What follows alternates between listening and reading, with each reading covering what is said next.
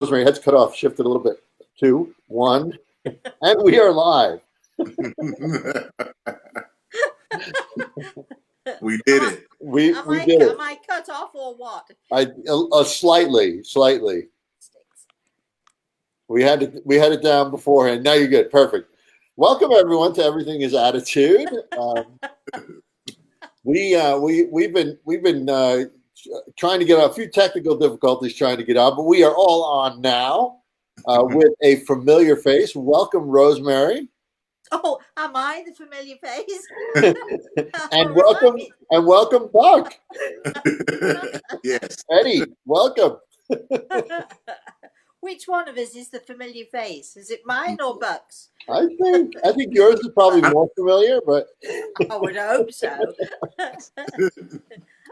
I'm just going to jump in as we knew I would. So hello everyone and welcome to our show Everything Is Attitude with my co-host Al Pisano, and we have had Buck on our show once before and we had a great time. He is a talker and that's what we love, and so I'm going to hand it back over to you, Al, to you and Buck, to talk about what it is we want to talk about in the subject this evening, and then I shall jump in as and when. So over to you. Sure. So that sounded so professional, didn't it? It did. I mean, yeah. Over to you. We could have a professional news broadcast or something. Yeah. So, Buck, last time, and I'm sure most people watched last time's show when you were on, but last time, what I'd love for you to just kind of capture a little bit of what we talked about last time, and then this time, we'd love to talk about sort of going for your dreams and going for what you're really passionate about in life. So if you could just talk a little bit about how we started that conversation last time, and then get into what you're aspiring to do now, that'd be great. Okay. Well, good evening, everyone, and thank you for having me on again. I appreciate it. It's an honor and a pleasure to be on here. Last time we kind of talked about facing adversity, facing challenges in life and how to overcome those challenges and those adversity or the setbacks that you may or may not have in life. And I was actually going through a transition professionally, even though I'm still maintaining my bubbly, positive spirit as always, because that's just me. Can't help it. Sorry. That's just me in a nutshell. But since making that transition professionally, it kind of leaps into the topic of this week as far as chasing your dreams and chasing after what motivates you in life and what drives you in life. And for me, it's motivational speaking. So since we've last spoken, I've actually spoken online twice to an audience, as well as once in person to another athletic team since we last spoke about motivating themselves and getting themselves prepared for battle. And I'm going to continue down that line. So it's about been maybe a month and a half out, maybe 2 months since the last time we spoke. And I've also started to stretch myself professionally in a sense that I know that I'm a great motivator of teams. I'm a great builder of teams. So I'm kind of stretching and exercising my entrepreneurial muscle in a couple of different facets. So that's going pretty well right now. Also, a lot of things are on the cusp of coming to reality and coming to the forefront. But first and foremost, my ultimate motivation is motivational speaking, because I like engaging, uplifting, and motivating others to do better in their lives. So because I've had such a good career in my life and the pleasure of having a beautiful wife and a loving, beautiful daughter as well, and I feel very blessed, even though I may go through life with some setbacks and some challenges that I may be faced with. I still feel very fortunate and blessed to be living this life that we have, and want to continue that. But now, professionally as well as personally, it'll be about me putting in the work, me putting in the effort for the results that I'm looking for, as opposed to doing it for a corporation moving forward. So I just would like to obviously jump in then because I've got some questions. Obviously, Okay. I mean, you've said you've had 3 speaking engagements so far, 2 online and 1 in person, right? Correct. Correct. So well, let's first of all say that it sounds that you got. I love you to pieces. You've got such a great personality, and never apologize for talking too much and being bubbly and so on, because I'm just the same. But let's be let's be realistic for a moment, because we all have our dreams. We all have things that we aspire to. My dream tonight was to be on time tonight. No, you know what I'm saying. Some of us have small dreams, and some of us have larger dreams, but so many of us believe that no matter what we do or how much we try, we're not going to, well, I can't do that, or I'm not capable of doing that, or, well, I have to earn a living, so I've got to I have to have a boss, and I have to have a steady income, which means working for a boss or a corporation, or as so many people feel that they have to do. Yeah. And we've all got to pay the bills, so it's easy to go down that road of working for somebody else. And in my experience, so often the real entrepreneurs, the people who are really successful and who do seem to not only be able to chase the dream, but to catch the dream and to live the dream, those people are often forced into it by circumstance, situations. Uh, I'm going to give an example. There's a guy in England, very, very famous, a very, very wealthy guy in England a few years ago. I don't know what's happened to him now, but he started off as a barrow boy. I don't know if you know what a barrow boy is, but when you work in the markets, in the vegetables and the fruits, and you go out onto the outdoor markets and so on. The guy who pushes the barrow, who wheels the vegetables here and there, who works for the guy who owns the stall that sells all the fruit and veg and so on. The guy who does all the grunt work is called the barrow boy. And barrow boys, of course, in Victorian times, barrow boys started when they were 4, 5, and 6. If you could get hold of a barrow, you got a job. But this particular guy, he got a barrow, then he got another one, and he got another boy to work for him, and then he got another one and got another boy, and so on and so forth. And he became an extremely wealthy entrepreneur, because it basically needs must. He was driven to it because he didn't have an education or opportunity to do anything other than to try this, and it worked for him. So very often it's sort of through adversity. And another example I'm going to give is a wonderful guy, friend of mine, beautiful wife. They had a lovely son who was born with cerebral palsy, and it was sort of quite debilitating, because cerebral palsy is, it's a different, you can have different levels of. And he was fired from his job. He actually worked for my husband at the time, and he was fired from that job, in my opinion, unfairly, but that's a whole other matter. And he went to his grandfather, and he asked his grandfather if his grandfather could loan him the equivalent of about $100. Okay. And with that $100, he went out and he bought a very, very inexpensive, almost rundown little van, little thing. And he went to all of the clothing factories in the area, because in the city that I was born in, it was a hosiery city. So he went and he asked them, can I buy the remnants? And some factories said, here, take them. We just want them out of the way. And some factories said, oh, you can have this sack for, a couple of dollars or whatever. And he got a market stall and he would sell all the remnants. He had got himself a shop. Then he got himself another shop. And so on. Through adversity, he actually, he had to do it. It is so easy for so many of us to, and I'm going to ask you about this. It's so easy for so many of us we follow our dream. This is what we want to do. But when it's not happening fast enough, or when we're not getting quite the support that we would like from our family, or we've got somebody saying it's time you got a job, sort of let's get, back into, the corporate world. You need to do this because you can earn that money and so on. And it's so easy for us to fall into the trap of doing what has always been comfortable for us Yeah. to do. Plus, there is that, it's security, job security, and so on.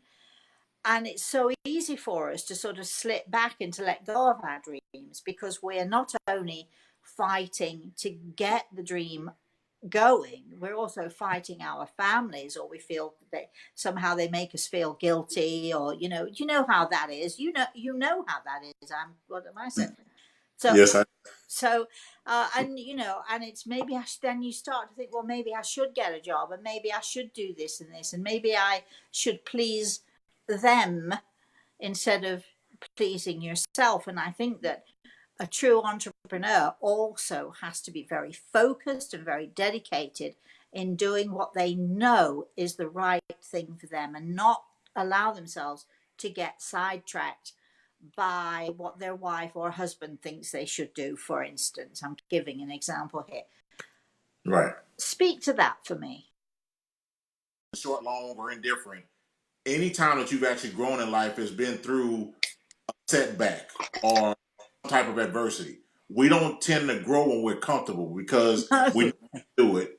It's you can put autopilot on and just rest and relax. So when the opportunity for you to grow lies within the uncomfort zone. So what I'm trying to adopt throughout my life is being comfortable, being uncomfortable, if that makes sense. One of my football coaches back in college would tell us that you guys need to know how to play in the fourth quarter and be comfortable being uncomfortable, because that's when it really counts, when the game's on the line. And that's when you got to force yourself to stay. You got to force yourself to stay in the game. Yes. You're on the field. You got to stay in the game, no matter how much it hurts, no matter how tough it is. You got to stay in the game.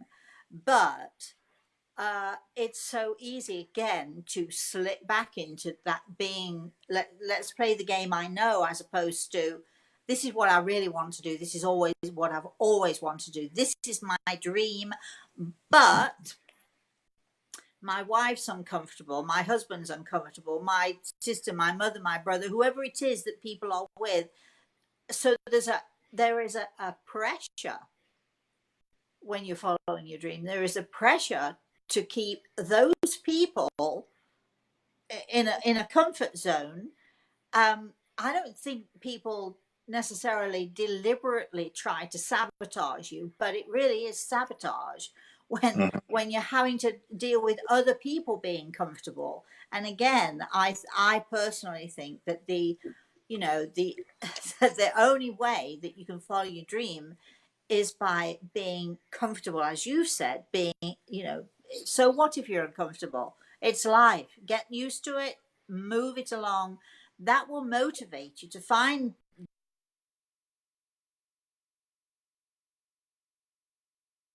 the places and the ways where you become more comfortable with what you're doing and more comfortable with yourself. But it often means a battle with our families in order to do that. Hey, Yeah. Buck, a question for you. Do you, in addition to what I think we all go through with those external factors influencing us, do you have self doubt in aspiring to what you really want in the motivational speaking? Do you have self doubt with that? And is that self doubt self inflicted or externally affected? Absolutely not. I don't have any self doubt, and that's a that's okay. Yes, you battle with I want everybody to know that you're human, Buck. Maybe that's Absolutely. I am normal. I am human. I battle with self doubt all the time. But the way I combat self doubt is through action. It's not going to. my dreams and my goals and my ideas that I have in mind. And I'm not just saying busy work action. I mean action towards achieving that idea or that goal that I have in mind. Uh, I'm actually reading a book now. About to finish up reading a book, and I shared this with Al earlier. It's called "Everything Is Figure Outable" by Marie Folio. Now, and I'm reading it too, Buck. I'm in the middle of it. Yep. Or listening but to it anyway. just the title alone tells you what the book's about. Everything is figure outable. If you go into any challenge or any issue in life, you can figure it out if you have the confidence to move forward and do that. Because everything in this life is figure outable. Edison found out how to create a light bulb. It took him 1,000 tries to do it, but he figured it out. And that's the same thing when you're challenging something brand new in life. When you go down an uncharted path in your life and get away from that comfort zone or that 9 to 5 regular paycheck, you know, uh, it's very difficult. I'm not saying it's easy to make that transition mentally or physically, but it's worth it in the end because that challenge. I mean, if I sports, every time I push myself in the off season to get prepared for the upcoming season, and I hurt and blood, sweat, and tears at 4:30 in the morning when all the lights are off. When it got time for me to get on the field and shine when the lights were on, I was better prepared than anybody else on the field because I did the work in the dark. I did the work by myself. Same with life. You got to be willing to do the work, put in the time and the effort it takes to get what you want. Because guess what? We're all not going to live long enough to figure out everything that there is to know in life just because we live life. It doesn't work like that. You got to put in the effort, the time, and I guarantee you, every successful person that you mentioned earlier, Rosemary, is disciplined and has a regimen, and also have standards in their life. That's why they achieve that as well. So I employ discipline in my life. I get up regularly every morning before 3:30 or around 3:30, 4 o'clock in the morning. Crazy person here. I, I go work out regularly. I love on my wife regularly. I love on my daughter regularly. Those type of rituals that I have in my life is what's created the life I have. Now But I can. you know, I think if I can just stop you for a second, I think it also takes a certain amount of bravery, even when you're quaking in your boots. And I'm going to give you a quick example here. I can remember the very first time that I was asked to speak publicly. Now that's at least 100 years ago, because I'm such an old lady, right? But it was an awfully long time ago, and it was in a tiny town in the north of England, in a tiny, tiny, tiny little spiritualist church. It wasn't a big fancy audience. There weren't hundreds of people watching. It was just a small congregation of people in a spiritualist church. And I was asked to go and do my thing. And I can remember, you know, the guy who was sort of working with me at the time. You can do this, it'll be great, blah blah blah. Well, I met him in the car park of this church, this teeny little place, right? I met him in the car park, and there was nothing that I could do about it because I'd spent about 2 hours at home getting ready, because when I came to put my makeup on, I got hives Oh, all over my face. And I wow, was trying to cover them up with makeup. I'd got big red blotches. They were down my neck, on my face. I was a mess. And I remember, and it was nerves. yes. And I can remember I got out of the car, and my friend looked at me and he started laughing. He said, "You're not a little bit nervous, are you?" And of course, we're all nervous about doing, the thing we want to do it, we love to do it. I'm a confident person, but anyone looking at me could see straight away that I was having an attack of something or another, because I got this big fat bloated, swollen face with big, literally big welts all over my face that I couldn't cover with Wow, makeup. Once I got going and I stood up there, and I think this is the thing that I'd like to get over to, because the people who are listening to this, There are so many people who are listening who absolutely do not know how to do all that stuff that you do. They do not know, they're afraid, but once you're in it, you've got no choice, because unless you want to run away and then forget it, because you're never going to be successful. But once you place yourself in it, no matter how much you're quaking in your boots, no matter how terrified you are of doing the thing you want to do, and no matter how many times you might fail, once you're in it, you just, it takes the bravery is the stepping onto the platform, whatever that platform might be. All right. Picking up the phone for that first time to say, I'm a motivational speaker. Are you interested in having me come and blah, blah. You've got to sell yourself anyway. But just picking up that phone, making that one phone call, taking that first action, that first step towards the dream. Yes. What would you say to people? Because it's everybody thinks it's easy for me, but it isn't. It hasn't been. But you learn, and you sort of learn to put a face on, and so on. What would you say to those people out there listening who are saying, yes, but it's his personality. It's easy for him because it comes naturally to him, which we know it doesn't. So what would you say to those people who are listening to this and thinking, first of all, wow, I wish I could be like that. We're saying everybody can be like that, but we know that not everybody And believes that. Rosemary, I just want to add too that while Buck's dream is to be a motivational speaker, someone else's dream may not be that, right? So it doesn't necessarily have to be. You may not, if you're listening to this and say like, I don't want to be a motivator.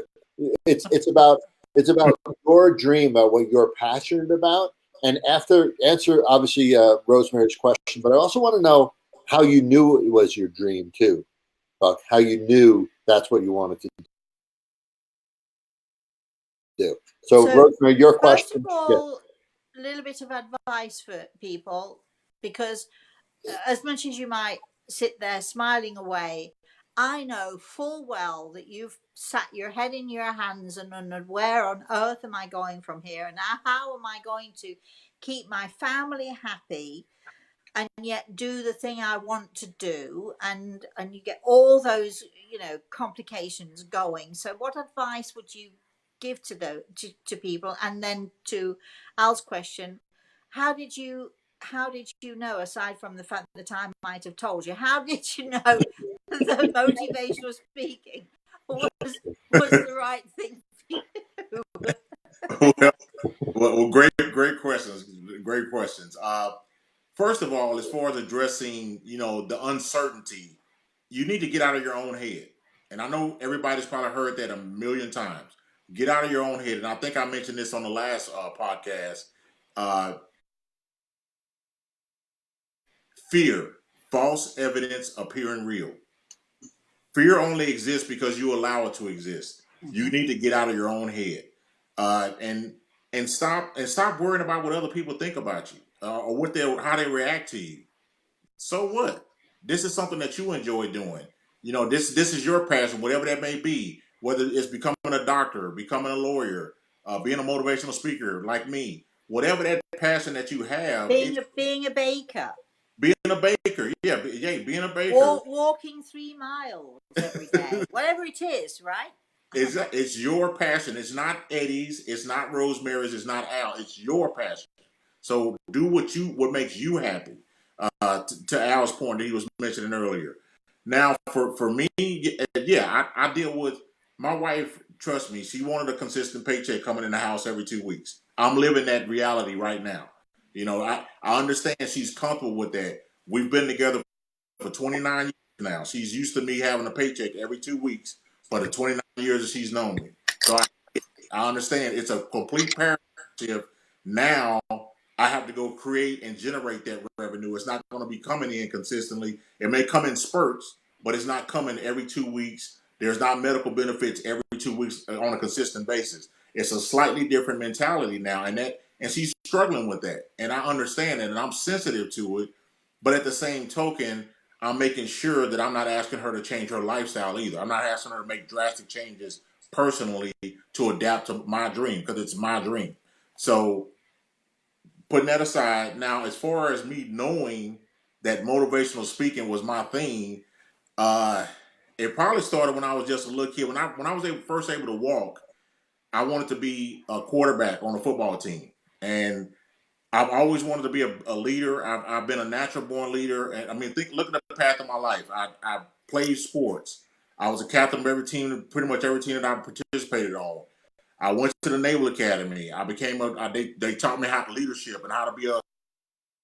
I've had this passion for years, but it has taken me 14 or 15 years to hear it from other people that when I get up in front on the stage and talk, when I get up on a in a big conference and speak to a team, either my team or a team within my industry, and I get these feedbacks after I step off stage. Now, like you, Rosemary, every time I go speak on a big stage like that, my palms sweat.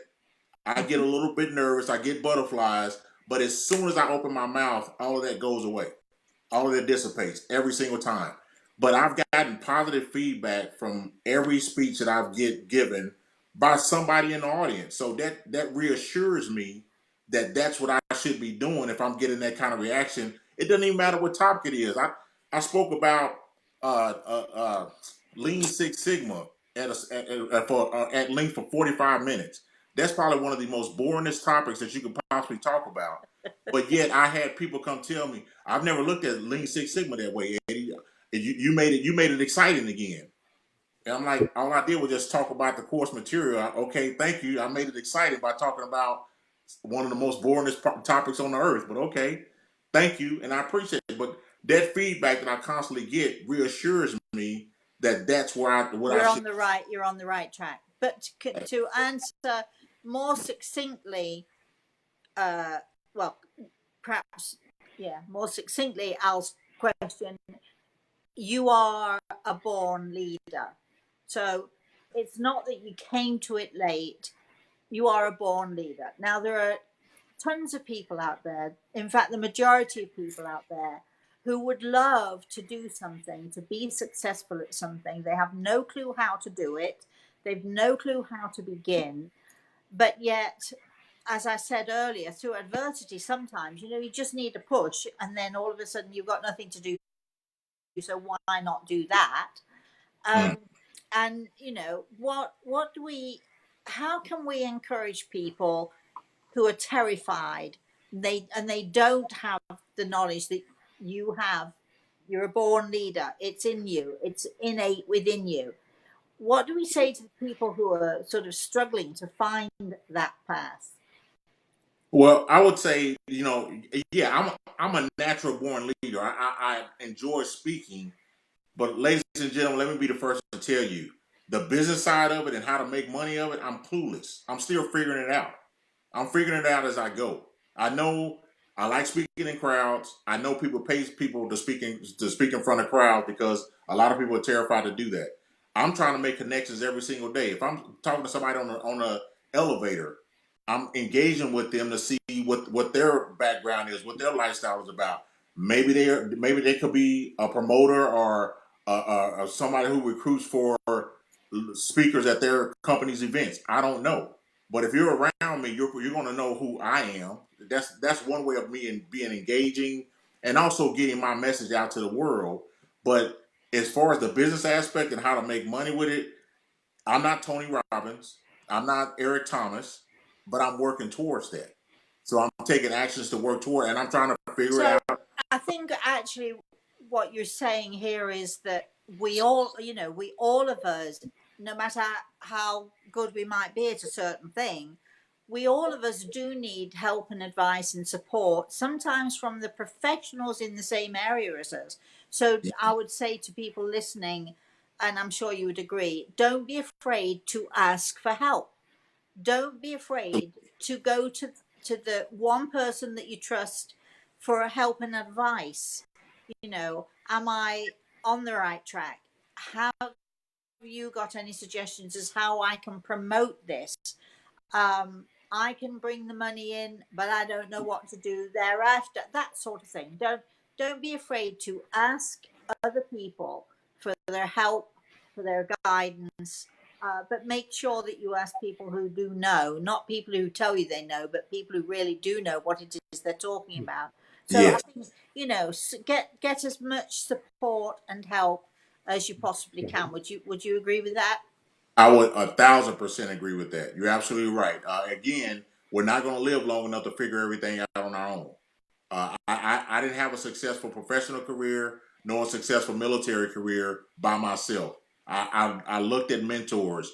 I engaged what I call a board of directors, people that I trust in the fields that I was in that can advise me and give me advice. And sometimes they gave me direct, constructive criticism. I didn't like hearing it because it kind of hurt my ego, but it helped me get better in the area that I was asking questions about. So So that's another good point that you've brought up here is, for those people who are not necessarily natural born at whatever it is, but it's, don't get snippy when someone gives you advice, and someone you trust gives you Put your advice. ego aside, right, Rosemary? Put your ego aside. Yeah. Exactly. yes, Just don't go off and sulking because somebody didn't tell you what you want to hear. Your true friends, your true teachers are those people who tell you whatever it is in a nice way, we hope, but they're not telling you what it is you want to hear. They're telling you what it is they feel you need to hear. So put that, get over the sulks, move on, move past it, put your ego aside, as Al says, and listen to people. If when you've thought about it, you still don't agree, or you think, oh well, I'd rather go another way, that's fine, but at least give thought to the advice that you're being given, and yeah, then make up your own mind as to whether or not you're going to take it. But don't go off, sulkily thinking, well, I have students in my classes over the years, and I've been doing this for years and years. I've had students who've sort of walked away after class night literally saying, well, I don't know who she thinks she is. And now, if they ask me, I'll tell them because I know who I am, right? But I don't know who she thinks she is. I'm never going back there again. And sure enough, the next week they come back because they've thought about what I've said. They've thought about the lesson and they've realized that maybe I have a point. So don't get in your own way. Don't be your own stumbling block. Yeah, yes, Buck, and you're also, it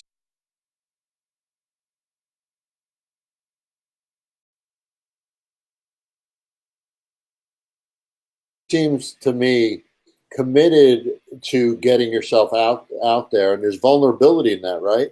You're a committed to getting yourself out there, and going back to what you said before, you not caring what people think is part of that, right? Because it's yeah, not easy to start a conversation with a person on the elevator, and tell them who you are. And there's vulnerability. You'll get judged. All that stuff comes into play, right? Hold on a minute though. Hold on a minute. You're saying you'll get judged, right? I have never. I mean, I'm like you are. I'll talk to anybody, anywhere. I get on an elevator. I'm not going to stand there in silence, going up and down. I'm going to interact with people. I'm going to say hi. What a gorgeous day, or I like that jacket, or something. I'm going to find something to connect with because that's me, that's my personality. Now, I've never known anyone judge you harshly for giving them a smile. So, Yeah, I guess what I'm saying is your thought is, what is this person going to think of me? The people who don't do it, I think, probably go through things like that and stop them from saying something and to that person on the other. they are the people who are afraid of what other Yeah, people think of that's them, exactly right. Yeah. which is a very normal. It's a mhm, normal thing because we all want to be liked, don't we? We all want people to like us or to at least respect us or admire us or whatever. But again, when you start to think in that way, you're putting here's another stumbling block, and then here's another stumbling block. And what you're doing is you're actually in doing that, you're building brick after brick after brick until you've got this high wall between you and your dreams, between you and what it is that you would like to do. yeah. So, do you have any advice for the if you have a day where you're thinking, and I know you do, where you're thinking, oh, it's not working, and blah blah blah, and all of a sudden you realize that you're being negative, but you just can't help it. Have you got a 2 minute something that you do or you think, or that puts you right back in the, I don't care, I'm going to keep going anyway, whether it's win or lose, whatever? Have you got a 2 minute little snippet that you can share with us? Yes, very very quickly. It's very simple. It's 3 letters. WHY. What's your why? Why do you want to be a motivational speaker, Eddie? What will you get out of it? How will your loved ones' lives be different if you're successful in this area that you want to be in? How would your life be different? How do you see your life being more fulfilled by doing what you want to do, following your passion? So getting back to your why, and that's one advice I could probably give everybody on the call. Find out what your why in this life is. I know everybody's why is not to get up in the morning, go to a 9 to 5 job that probably, statistics say 80% of you all hate anyway. So that's not your why. But find out what your why in life is. It uh, longevity in health? Okay, if it is, are you exercising regularly? Are you eating right? Are you having regular doctor visits? Or is it, I want to be a multimillionaire? Okay, what are you doing to produce those results? But I think it's not, first it's from, I'm understanding you and I totally agree. Before you say, what do I need to do? You have to ask the question, why do I want to do it? Yes. And you've got to have a good reason to your own self. It may be a poor reason to anybody else, and everybody else may think you're crazy to do it. But I think if you start with for instance, I want to make the best Christmas cake ever, which I do. Why? Because everything I do, I'm a perfectionist. That doesn't mean I achieve perfection, but I strive for perfection. And if I'm making a cake or if I'm cooking or whatever it is I'm doing, and the same with the work that I do, the TV shows that I've been on, always I sit prior to going on air and I just sit, I center myself, I raise my level of consciousness to a point where, okay, I'm in that space, I'm in that place. Why? Because it's the job I love, it's the job I want to do, and it's the job that I will do forever. It's not about helping other people. I know people think, I must do it to help other people. When people come to me and say, I want to be a healer, and I say, why? The worst thing they can say to me is because I want to help other people. I'm looking for people who want to help themselves first. Because if you want to help yourself first, then you will have the strength, the commitment to go out there and learn, and then you're able to help other people. So I think the why, not how am I going to do it, the why has to come first. Why on earth do I want to go on this cruise of a lifetime? And think about why. And the why, once you start to think why you want to do it, that can motivate you, right, to take Yeah. those steps and to take those actions. So I think the why is probably, one of the most important things you've said tonight for us. So, Rosemary, we're close to time. We could actually load it to YouTube and do other things if it doesn't work. Yeah. So that's We okay. like to go to YouTube. It's just that Al forgets to I don't know. download it up. I don't know who this Al person is you keep Yeah, referring to. yeah, yeah. But we will, everyone. We'll try and get it. Even if you're listening to the recording. Do we have any comments or questions, Al? No, because it seems like it's buffering for a lot of folks. Okay. And the voices we had, Lori was on, was or is on. Mitchell, our friend Mitchell Coombs was on. Nettie's on. Judith is on. We have Mona is on, but a few of them said it's just not coming through clearly, but they'll watch it later. Okay. Well, we shall make sure that one way or another you'll be able to watch it later. Okay.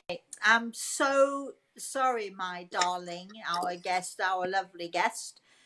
Uh, we were late starting because we Yeah. had glitches. So would you come on again very soon and we can continue this conversation and go further and deeper into it? Because I really would like to be able to help people to motivate themselves. So I'm going to be asking you, okay, 10 points of how other people can motivate themselves. And of course, we're going to be following your career very closely.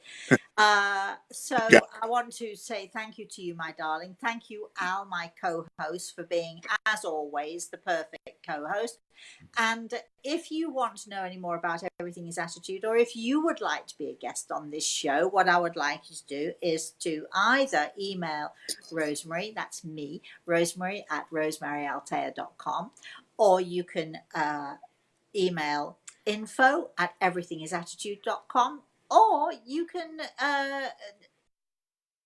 email al at alpasano.com. Look, I did it all without even thinking Amazing. about it. Woohoo! Great. We now have to race to our next commitment, which Yeah, is our class. Rosemary, can we just let Buck, if anybody does want to get in touch with you for Yes, yes. speaking or whatnot, how would they get in touch with you? Absolutely. They can get in touch with me at Eddie Buckles at workyourdash.com for speaking engagements.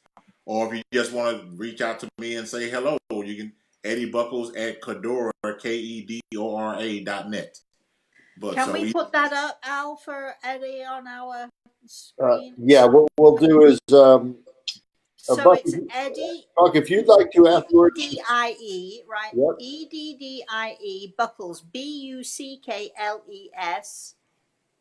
at at workyourdash.com. work your dash. It's all one, right?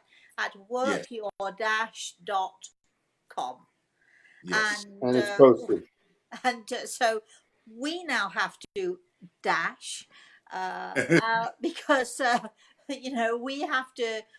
I've got classes to do, so I'm sorry for the short program, everyone. Hope you enjoyed it. It's been really great fun. I love seeing you again, my darling. Thank you for coming Yes. on the show. Thank you, Al. And for everyone else out there, please have a very, very, very blessed rest of the day. And please, the weekend is coming up, so have a very blessed weekend, everybody. Yeah, I have to ask for Rosemary before I let you go. Any words of advice this week before we close up? And you rapped last time with words of advice for me. So any words of advice for me? My words of advice for you: no matter how hard it is, you can't please everyone. When you try to please the person who is standing on this side of you, the person who's standing on this side of you isn't pleased. When you try to please that person, this person is often displeased. The only way, and especially following your dreams, the only way that you're going to make sure that that happens is to please yourself. Because eventually, those people who are disheartened or they are not pleased or whatever it is with what you're doing, once you plow through that and you continue and focus on your goal, not everybody else's goal, your goal, once you focus on that, trust me, they'll be really pleased when they see it starting to take off and starting to be successful. So plow through. Your family will come around. They love you. They really do. And just keep going and don't be put off don't be sidetracked. Just Okay. you can do it. Another piece of advice would be you're not trying hard enough and you're not reaching out far enough. Little Okay. bit lazy in that area, young man. There are all over the world, and we can do this now by Skype, by FaceTime, by this, what we're doing now. The world. Stop looking at this little area that you're in. Go out to the world. Promote yourself to the world. Okay. Okay, I hope that's helpful. I know Yeah. you'll be successful if you can do that.